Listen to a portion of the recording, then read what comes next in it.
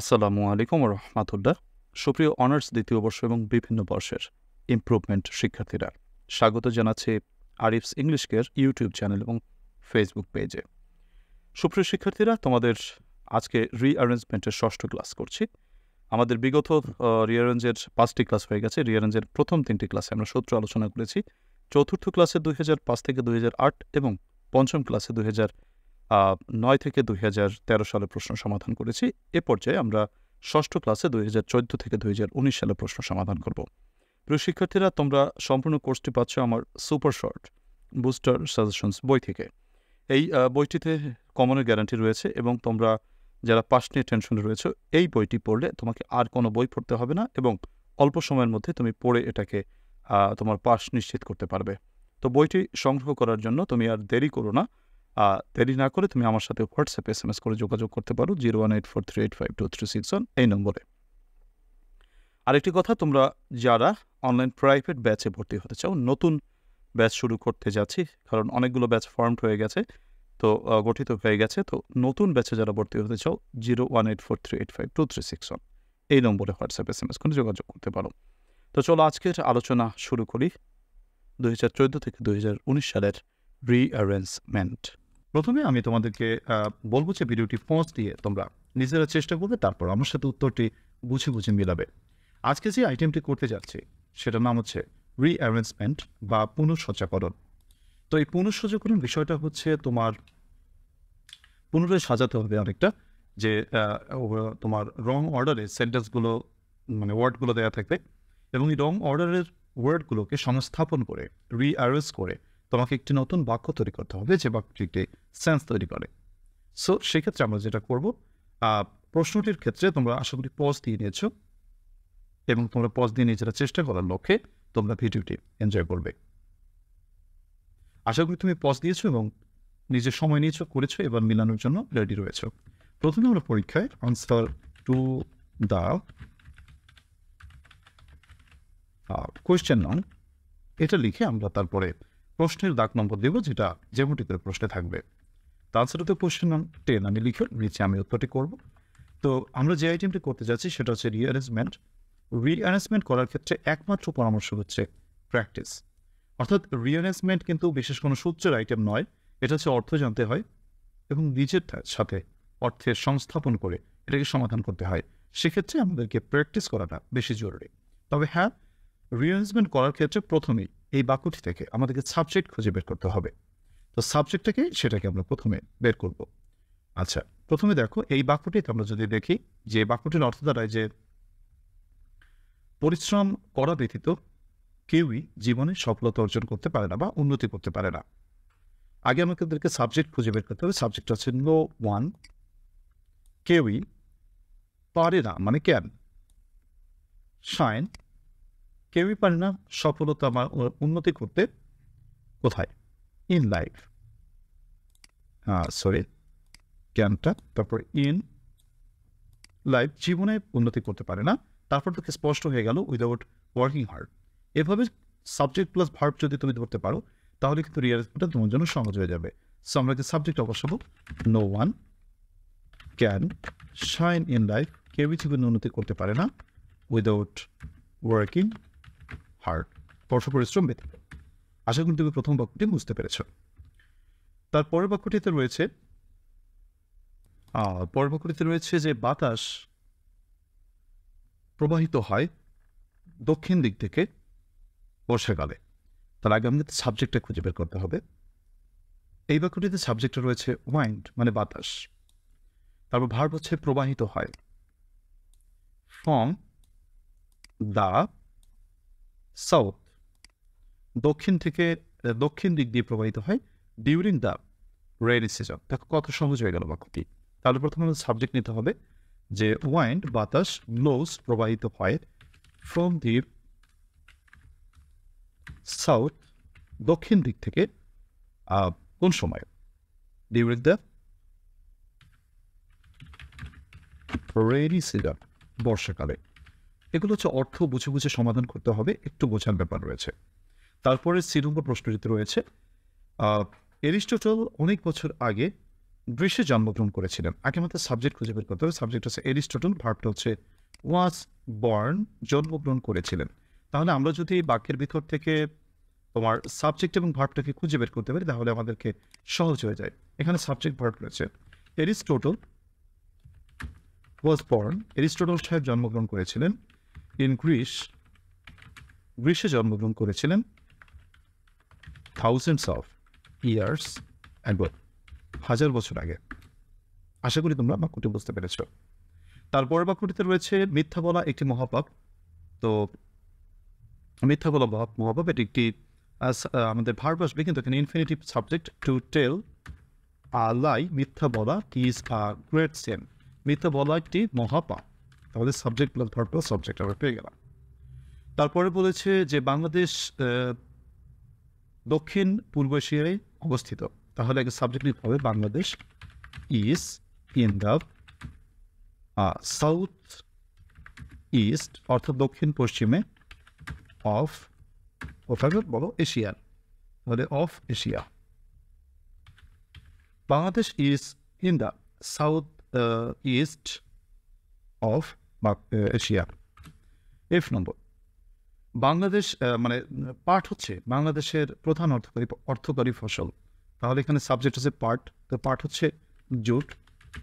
আমরা একটা ভার্ব নিব ইজ, তারপরে নিব আর্টিকেল, যেহেতু এখানে রয়েছে দ্য মেইন ক্যাশ ক্রপ, মানে হচ্ছে তোমার অর্থকরী ফসল।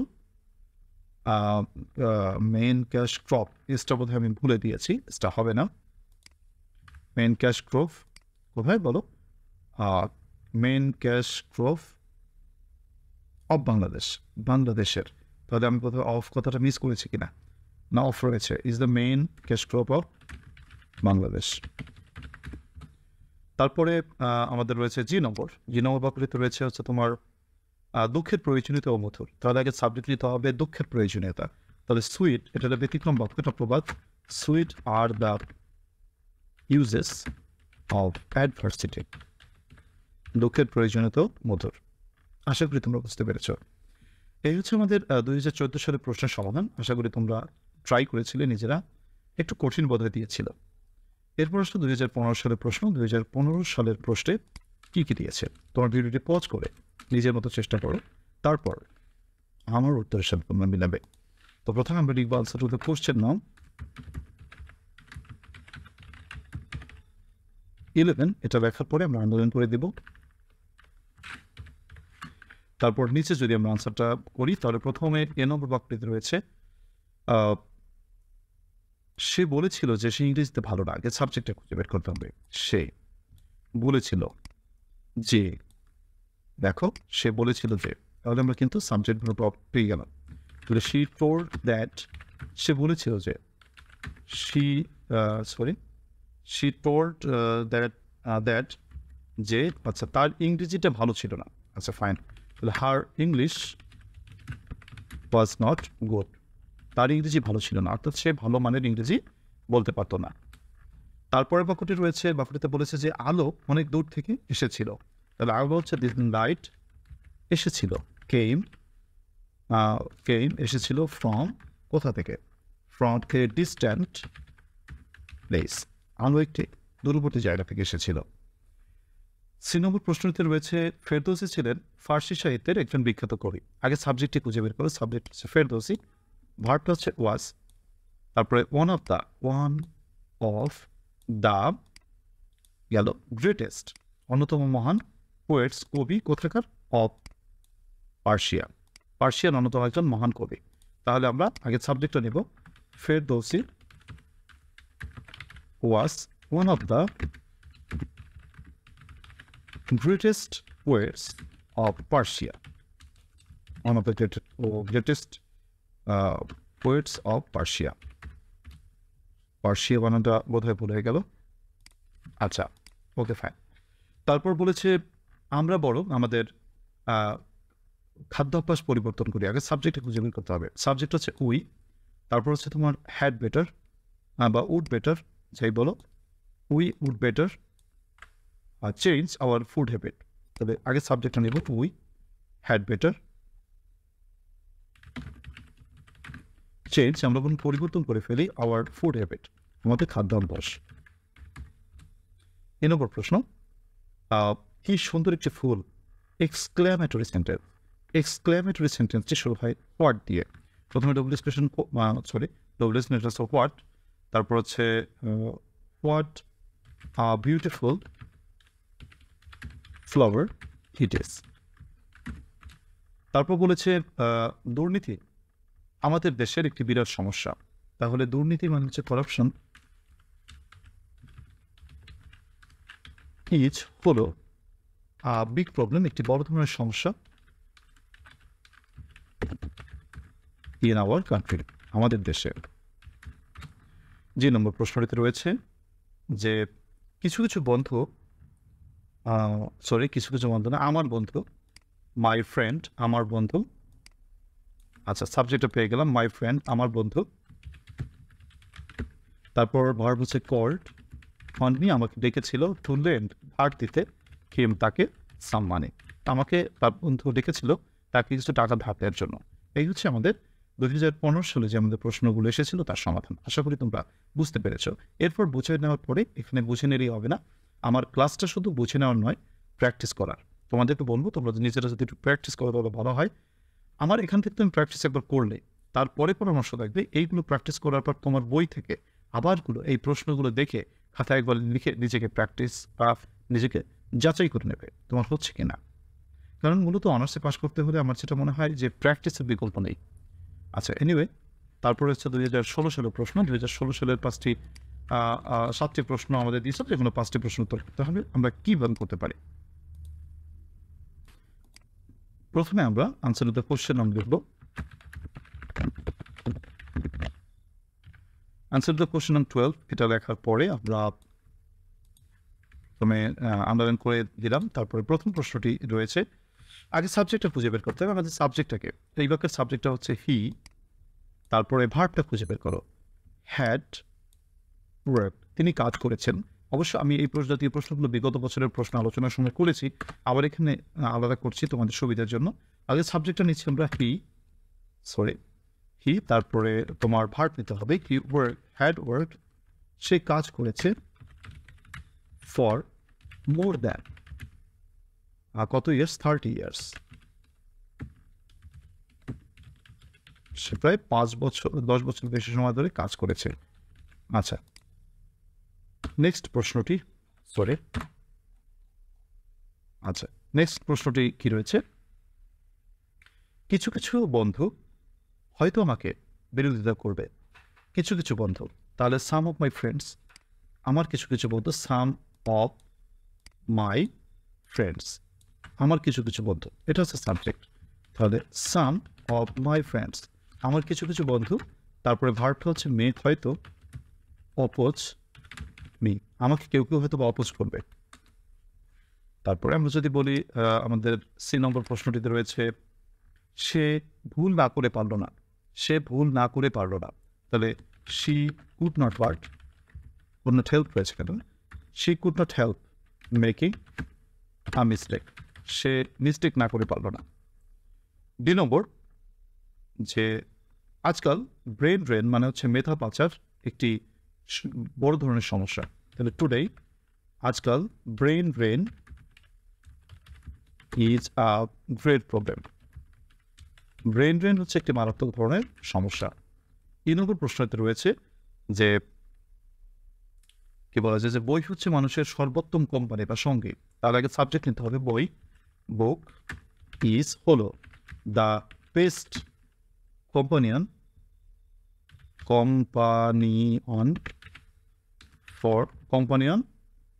For man. তাহলে এখানে এটা রয়ে যায়, তাহলে এটা আমরা যদি প্রথমে বসিয়ে দিই তাহলে তো হয়ে যেতে পারে যে book is the best companion for man. তারপরে এই নম্বর প্রশ্নতে রয়েছে যে বড় প্রশ্ন যদিও, যে আমরা কখনোই বাঁচতে পারবো না কয়েকটি মিনিট বাতাস না গ্রহণ করে। তাহলে আমরা পারবো না, তাহলে উই ক্যান নেভার লিভ। তাহলে সাবজেক্ট প্লাস ভার্বের কারবারটা হয়ে গেল, উই ক্যান নেভার লিভ, আমরা কখনোই বাঁচতে পারবো না, ফর বলো ফিউ মিনিটস অর্থাৎ আমরা কয়েক মিনিটেও বাঁচতে পারবো না। আচ্ছা, ফর ফিউ মিনিটস মানে কয়েক মুহূর্ত বাঁচতে পারবো না। And for without inhaling air, বাতাস না গ্রহণ করে। তারপরে বাক্যটি রয়েছে হচ্ছে তোমার উইলিয়াম শেক্সপিয়ারের কথা বলছে, যে কি বলা যায়, যে শেক্সপিয়ার, আগে সাবজেক্টটা নেই, শেক্সপিয়ার ভার্বটা নেব ইজ, শেক্সপিয়ার ইজ গেল, তাহলে সাবজেক্টটা সাজায় গে কোথায় দ্বারা দেখা যাবে, Shakespeare is Shakespeare is known, Shakespeare হয়ে পরিচিত অ্যাজ দ্য মোস্ট পপুলার, সব থেকে জনপ্রিয় ড্রামাটিস্ট অফ দ্য ওয়ার্ল্ড, সব পৃথিবীর একজন অন্যতম সবথেকে বিখ্যাত নাটক হিসেবে পরিচিত। আশা করি বুঝতে পেরেছ।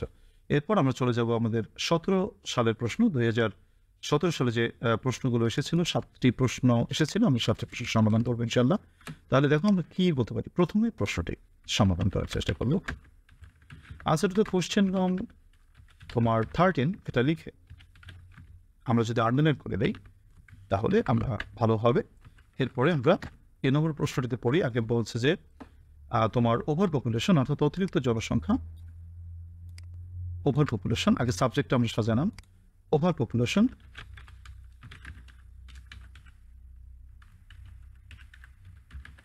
অতিরিক্ত জনসংখ্যা ইজ আ গ্রেট কার্স, অতিরিক্ত জনসংখ্যা একটি বিশাল সমস্যা। তার পরিবর্তিত রয়েছে আমি যতগুলো দেশ দেখেছি তার ভিতরে মালয়েশিয়া হচ্ছে সব থেকে সুন্দর। তাহলে মালয়েশিয়া, তাহলে সাবজেক্ট হচ্ছে মালয়েশিয়া। আগে তোমাকে লিখলাম, তারপর ভার্ব লাগবে। আচ্ছা, ভার্ব বোধহয় আমি মিস করেছি, ইজ এখানে দিতে হবে। তার মালয়েশিয়া ইজ, আগে সাবজেক্ট হচ্ছে মালয়েশিয়া, ভার্ব হচ্ছে তোমার is, Malaysia is, Malaysia is. তারপরে হচ্ছে তোমার দা সুবলের দিয়ে যদি আমরা করি, ইজ দ্য মোস্ট বিউটিফুল, সব থেকে সুন্দর কান্ট্রি, দেশ, দ্যাট, সো দ্যাট যদি নেই বলতে হবে হচ্ছে তোমার country I have ever seen, আমি আজ পর্যন্ত যতগুলো দেশ দেখেছি তার ভেতরে মালয়েশিয়া সব থেকে সুন্দর। তারপরে বাক্যটিতে রয়েছে একজন মানুষকে চেনা যায় তার সঙ্গী দ্বারা। বলে man is known by the company he keeps, মানুষকে চেনা যায় তার সঙ্গী দিয়ে, যে সঙ্গী সে রাখে বা যে সঙ্গীর সাথে সে চলে। তারপরের বাক্যটি রয়েছে গ্রামটি রাজধানী থেকে কিছু অনেকটা দূরে। তাহলে বলতে হবে দ্য ভিলেজ, গ্রামটি সাবজেক্ট, তারপর ভার্ব আনতে হবে তোমার ওয়াজ, সিচুয়েটেড, গ্রামটি অবস্থিত ছিল। তারপর আনতে হবে ফার অ্যাওয়ে, অনেক দূরে, far away from the capital, রাজধানী থেকে অনেকটা দূরে। এই নম্বর বাক্যটিতে রয়েছে ট্রাফিক জ্যাম হচ্ছে সকল শহরে একটি বড় সমস্যা, একটি সমস্যা। তাহলে ট্রাফিক জ্যাম ইজ হলো আ প্রবলেম, একটি সমস্যা, ইন তোমার অল টাউনস, সকল শহরের একটি সমস্যা। এফ নম্বর প্রশ্নতে রয়েছে তোমার কম্পিউটার পারে, তাহলে আগে subject now computers, verbs now can, তারপরে ক্যান যেহেতু একটি মোডাল অক্সিলারি ভার্ব, তাহলে অবশ্যই একটি বেস ভার্ব বসাতে হবে। তাহলে হ্যান্ডেল, কম্পিউটার হ্যান্ডেল করতে পারে, কি হ্যান্ডেল করতে পারে, মিলিয়নস অফ প্রবলেমস, অর্থাৎ কোটি কোটি সমস্যাকে হ্যান্ডেল করতে পারে। পরের প্রশ্ন রয়েছে দুঃখের প্রয়োজনীয়তা অমধুর, এটা একটা প্রবাদ বাক্য, sweet are the uses of adversity, দুঃখের প্রয়োজনীয়তাও মধুর। আশা করি 2017 সালের প্রশ্ন বুঝতে পেরেছ। চলে এসেছি 2018 সালের প্রশ্নে, যেখান থেকে আমাদের 7টি প্রশ্ন দিয়েছিল। আমরা 7টি প্রশ্ন চেষ্টা করবো। তোমাদেরকে বলবো যদি তুমি একটু পজ দিয়ে নিজের চেষ্টা করো তাহলে ভালো হয়, যদি পজ দিতে না ইচ্ছে করে তাহলে আমার আলোচনাটি বোঝো, তারপরে তুমি তোমার বই থেকে এই প্রশ্নগুলোকে আবার না দেখে একটু লিখতে পারো। তো প্রথমে আনসার টু দ্য কোয়েশ্চেন নাও। এবং তোমরা যদি এই প্রশ্নগুলো একবার পড়তে পড়তে মুখস্থ মতো হয়ে যায় বা কমন হয়ে যায় তোমাদের কাছে, তাহলেই কিন্তু মজাটা বেশি পাওয়া শুরু করবে তোমরা। কেননা আমাদের পাড়া প্রশ্ন যদি আমরা প্র্যাকটিস করি বারবার, তাহলে কিন্তু আমাদের অনেকটা কনফিডেন্স চলে আসে, এবং সাথে সাথে আমরা যে বিগত বছরের প্রশ্নগুলো সমাধান করার কারণে আমরা শিওর হয়ে যাই যে আমরা কমপক্ষে 40% প্রশ্ন ইনশাআল্লাহ তাআলা কমন পাবো। তো সেই প্রত্যাশায় আমরা প্রহর করব, পরীক্ষায় কী আসে দেখা যাক। তো এবার আসলে 2018 সালের প্রশ্ন আমরা সমাধান করব। কি বলেছে 18 নম্বর প্রথম প্রশ্নটিতে বলেছে, আমি যখন রাস্তা দিয়ে হাঁটছিলাম আমি একটি মরা গরু দেখেছিলাম। তাহলে আমি দেখেছিলাম আই স ডেড কাউ, আমি একটি মরা গরু দেখেছিলাম। হোয়াইল, যখন আই ওয়াজ ওয়াকিং, আমি হাঁটছিলাম। ইন দ্য ফিল্ড, মাঠে হাঁটছিলাম। আশা করি তোমরা বুঝতে পেরেছ। 2 নম্বর প্রশ্নটি রয়েছে, সে চিন্তা করেছিল যে বৃষ্টি হবে। তাহলে সে চিন্তা করেছিল, হি থট, সে চিন্তা করেছিল দ্যাট যে ইট উড রেইন, বৃষ্টি হবে। সি নম্বর প্রশ্নটিতে বলেছে, কলম্বাস আমেরিকা আবিষ্কার করেছিলেন। কলম্বাসের কথা আমরা জানি। কলম্বাসের জীবনের একটি মজার ঘটনা রয়েছে। কলম্বাস যখন বিয়ে করেছিলেন তখন তার শ্বশুরের কাছ থেকে যৌতুক হিসেবে একটি জাহাজ নিয়েছিলেন। তার ছিল ভ্রমণের শখ, এবং তিনি ভ্রমণ করতে করতে ভারতে আসার চেষ্টা করেছিলেন, কিন্তু ভারতে আসার সময় তিনি ম্যাপটাকে উল্টো করে দেওয়ার কারণে তিনি কিন্তু ভুলে চলে গিয়েছিলেন ভারতের থেকে অনেকটা দূরে, এবং যে জায়গায় তিনি গিয়েছিলেন সেখানে তিনি একটি ভূখণ্ড দেখতে পান। সেই স্থানটিকে তিনি নাম দেন আমেরিকা। সেই থেকে বলা হয়ে থাকে Columbus discovered America. Columbus America আবিষ্কার করেছিলেন। তারপরে বাক্যটিতে সাবজেক্ট রয়েছে সক্রেটিস সক্রেটিস ছিলেন সন্তান, বলে was the son of a sculpture, একজন ভাস্করের সন্তান ছিলেন, অর্থাৎ যিনি ভাস্কর্য তৈরি করতে পারতেন। স্কাল্পচার মানে যিনি ভাস্কর্য তৈরি করতে পারতেন তাকে বলা হয় ভাস্কর, মানে মূর্তি তৈরিকারক, তার সন্তান ছিলেন। তারপরে প্রশ্নটিতে আমরা দেখতে পাই কি বলছে, যে আমি তোমার মতো লম্বা। I am as tall as you, আমি তোমার মতো লম্বা। আচ্ছা, এফ নম্বর প্রশ্নটিতে রয়েছে, ঢাকা বাংলাদেশের রাজধানী। Dhaka is the capital of Bangladesh. Dhaka হচ্ছে বাংলাদেশের রাজধানী, বাংলাদেশ। তারপরে প্রশ্নটিতে রয়েছে, সে সকালে ঘুম থেকে ওঠে। আগে সাবজেক্টটা নিতে হবে। হি গেটস আপ, সে ওঠে। কখন ওঠে? আর্লি ইন দ্য মর্নিং, সে সকালে ঘুম থেকে ওঠে। আশা করি তোমরা প্রশ্নগুলো বুঝতে পেরেছ। এরপরে আমরা চলে যাবো আমাদের আজকের আয়োজনের সর্বশেষ প্রশ্ন, যেটা কিনা 2019 সালের প্রশ্ন। 19 সালের 7টি প্রশ্ন দিয়েছিল, এবং 7টি প্রশ্ন আমরা সমাধান করবো ইনশাআল্লাহ তাআলা। তো প্রথমে আমরা লিখে দেবো আনসার টু দ্য কোয়েশ্চেন নাম, যেমনটি প্রশ্নে থাকবে ডিমান্ড করা, তেমনটি আনসার টু দ্য কোয়েশ্চেন নাম 15।